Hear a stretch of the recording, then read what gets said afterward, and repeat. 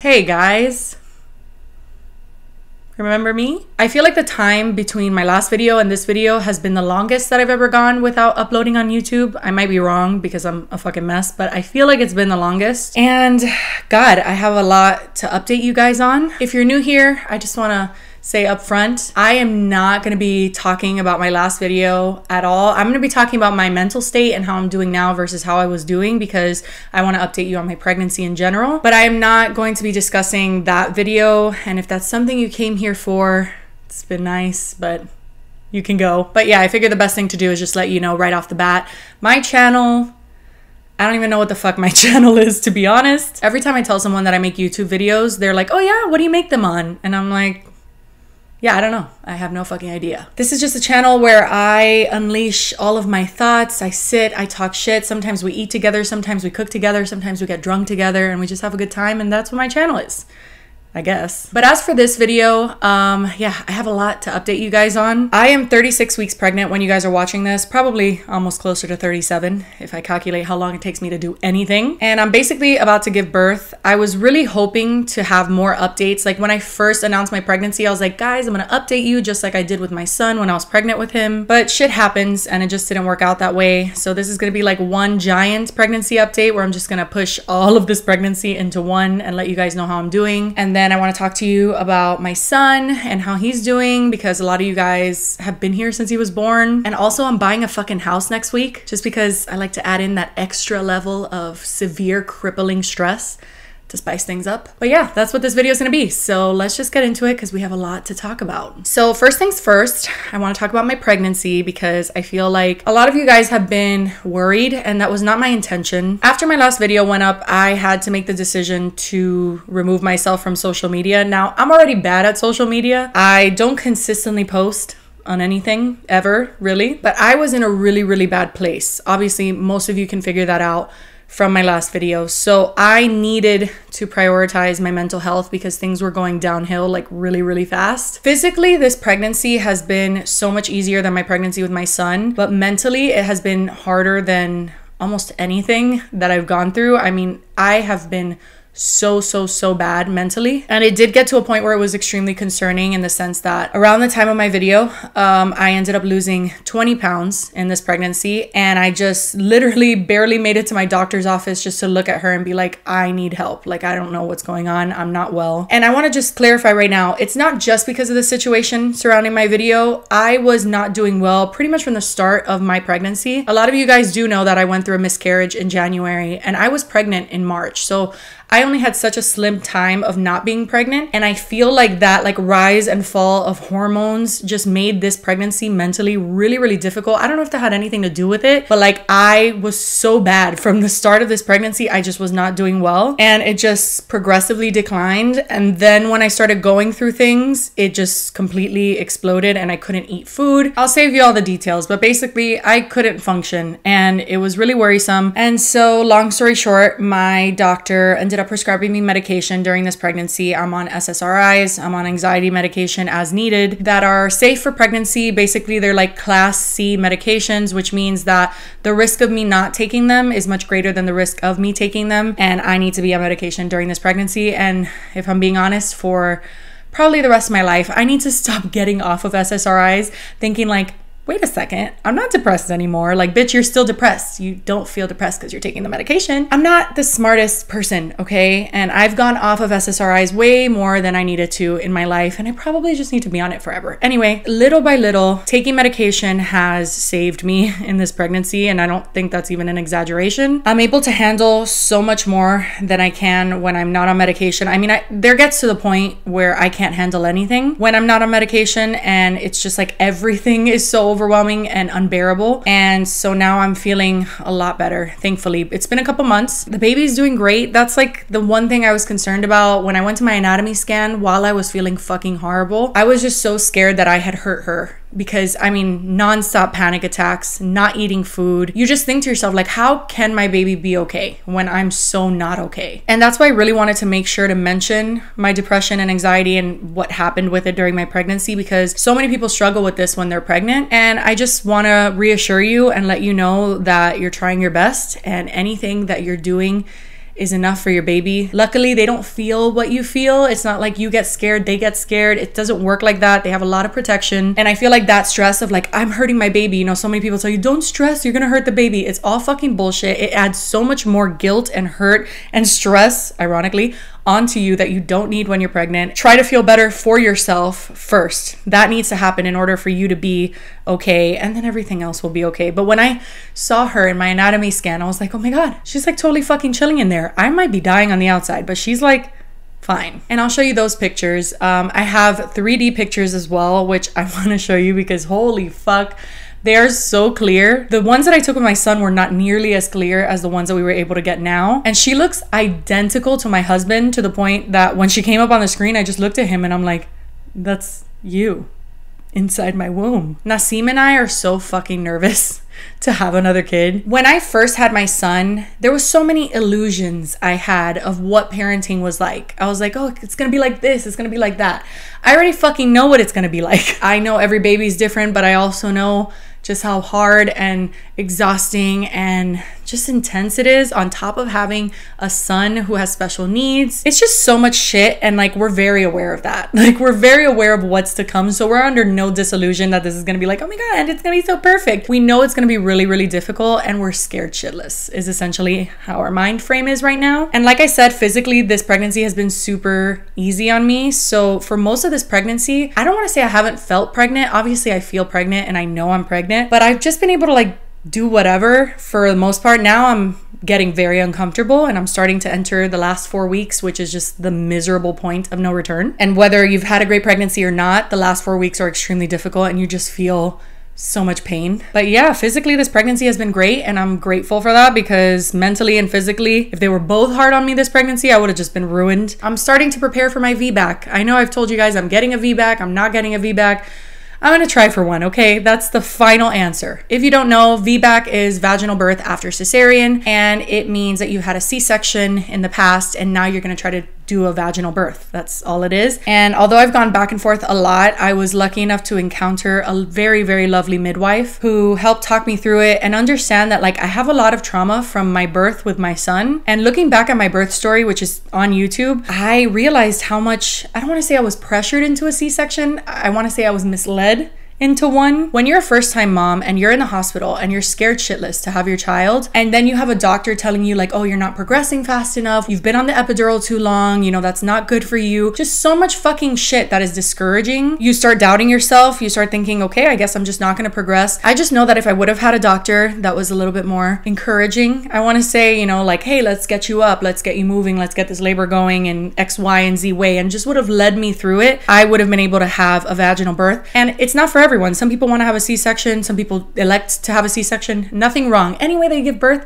is good. But I'm definitely someone who I think falls under the category of people that regret their C-section or regret the fact that they had to have a C-section. Mine was very painful. Recovery was absolutely horrible. That pain was the worst pain I've ever felt in my entire life. But anyway, point is, I encountered a very lovely midwife and she didn't push anything on me. She made me feel so comfortable about it going either way. And I was really nervous about getting a non-supportive doctor when I'm in the hospital. That's my biggest fear. Like I go into labor, my OB isn't on call, and I just get some fucking asshole who's not very nice to me or who pushes me into getting another C-section. That was like my biggest concern, because I get so affected by people and what they're telling me and how they make me feel. I'm very sensitive, and I just can't imagine being in that like very vulnerable state and having someone be rude to me or anything like that. But she reassured me that the hospital that I'm giving birth in, about 97% of the time, the person who's on call is a midwife, and that their C-section rates in that hospital are super low. But yeah, that's what I'm gonna shoot for. We'll see what happens. I'm honestly okay either way. I was planning for a C-section, so if that ends up happening, I'm not going to be disappointed with myself or anything like that. But it's kind of fun. I'm doing all sorts of things to prepare. I am doing like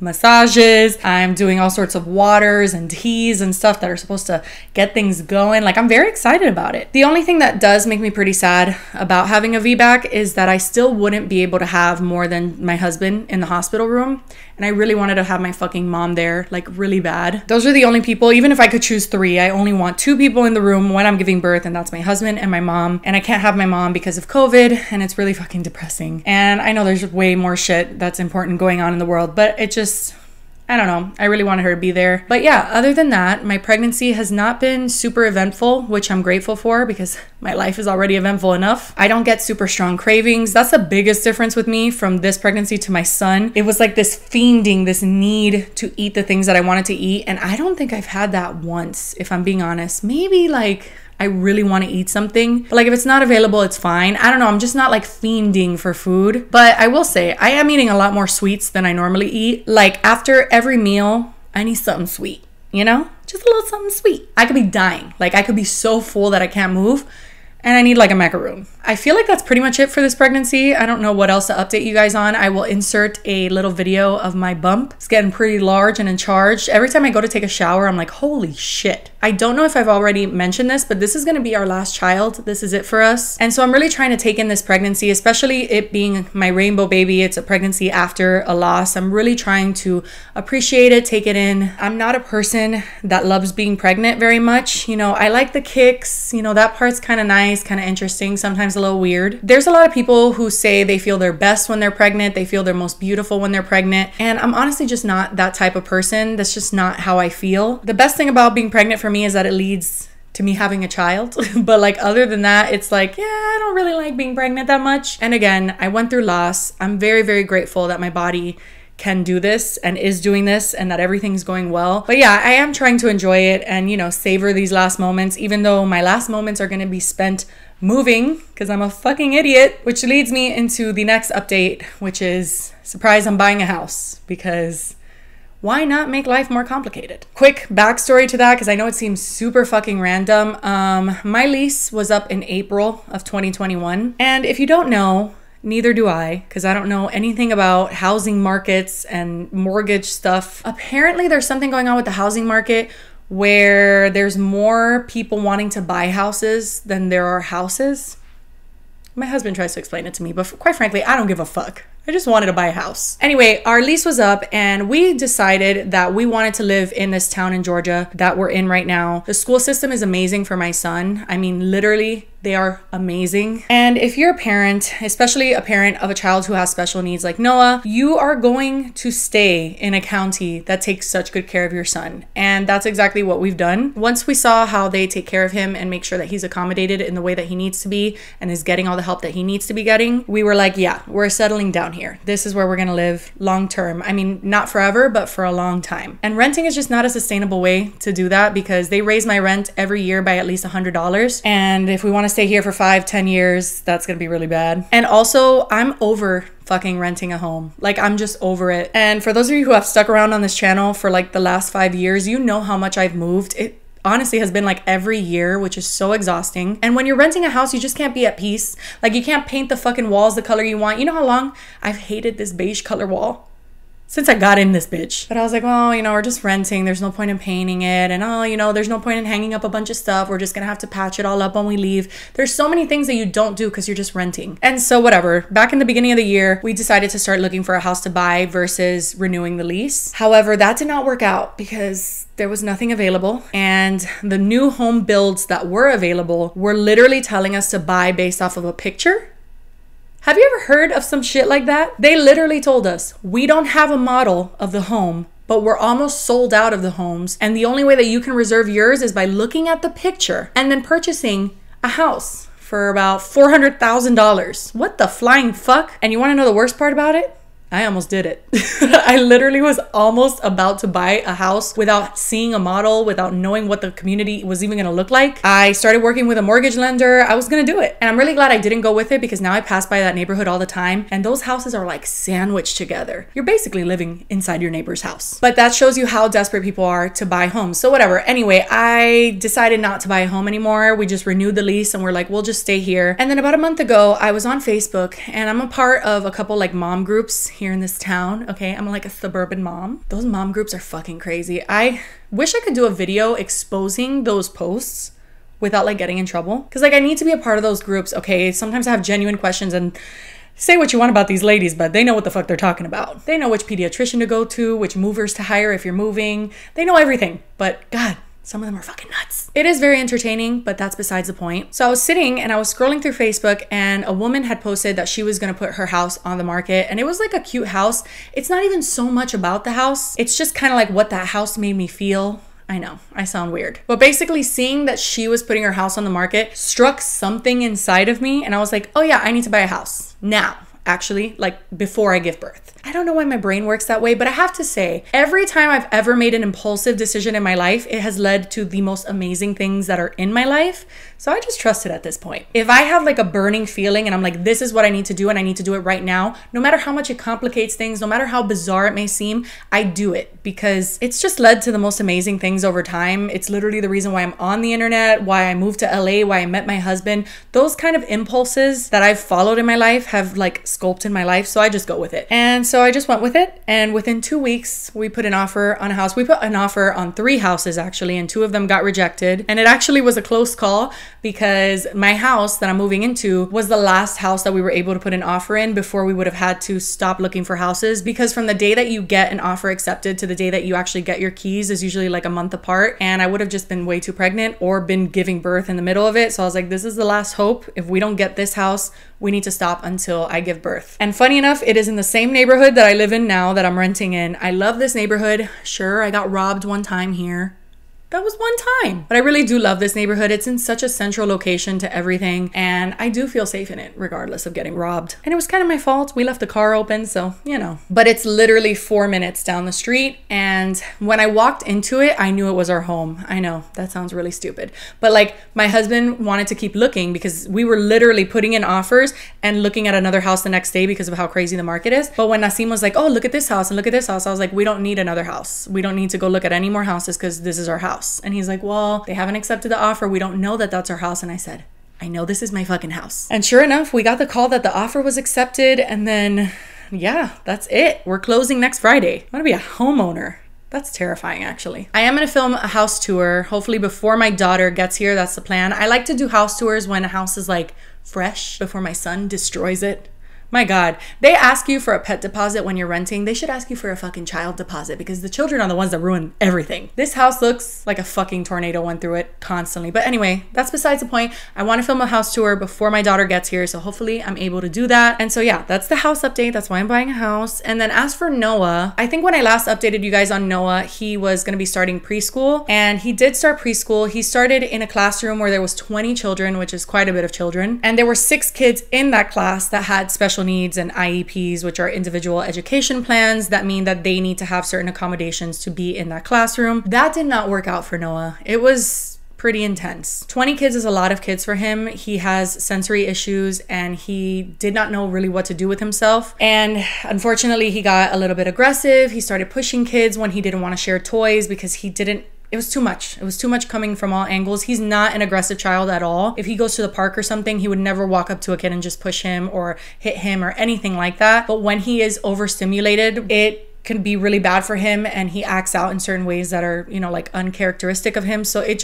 really wasn't working. He only went to that classroom for, I want to say, 5 days before we had an IEP meeting, and both the teacher and the coordinator of everything basically told me that they felt like a smaller classroom that was for special needs children only would be a better fit for him. And I'm not gonna lie, I cried. I felt like, wait, that's not what I wanted. I wanted him to be around other kids. That's how he's gonna progress. But we ended up saying, of course, whatever you guys think is best for him. Like if it's a smaller classroom and obviously he's overstimulated, that's what's best. We put him in that classroom. It was only like 2 other kids. It's literally a tiny, tiny classroom, but he has been in there since, I want to say like August, like early August. And he has excelled so much in that environment. And it just, it makes me feel like as a parent, especially as a special needs parent, you're just constantly like battling your expectations of your child. You know, you have these expectations that the world and society put on you. And then you need to understand that those expectations, your child doesn't have to live up to those. They have no obligation to do that. You're the one that's putting it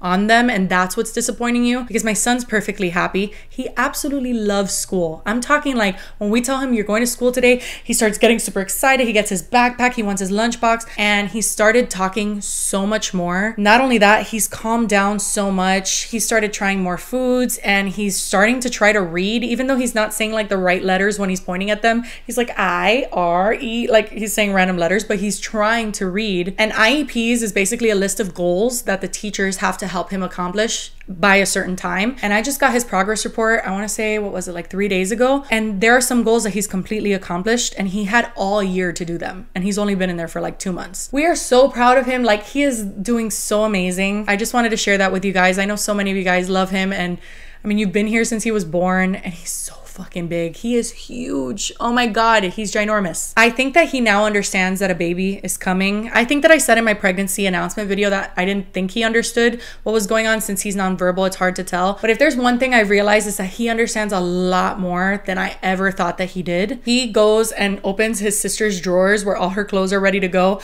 and he points them and he says, baby. And he knows that there's a baby in my tummy because he is hyper attached to me. I used to work in my office, like, you know, every day when I would edit videos. But since my stomach has been like visibly pregnant, he does not let me go anywhere by myself. I've had to move my office downstairs because if I'm upstairs for even a second, he can't handle it. He runs upstairs and like begs to go inside. Like, he just needs to be around me. And I know it's because he knows that I'm pregnant. Like, he was not like that at all. He could not care less in the beginning of this pregnancy if I went upstairs and worked all day. Now, if I don't say bye to him and leave the house, and I just leave, let's say while he's napping, he will wake up, go to every room in the house screaming like, mama, mama. Like, he just cannot handle me leaving. So I know he knows a baby's coming, and it's gonna be a challenge, you know. I don't want him to feel at all jealous or like he's not important anymore when she comes. I know that's gonna be a whole obstacle, but my point is, I think he does know. But yeah, that's the update with Noah. He's doing really, really well, and he's starting to talk more. He's starting to progress at his own rate.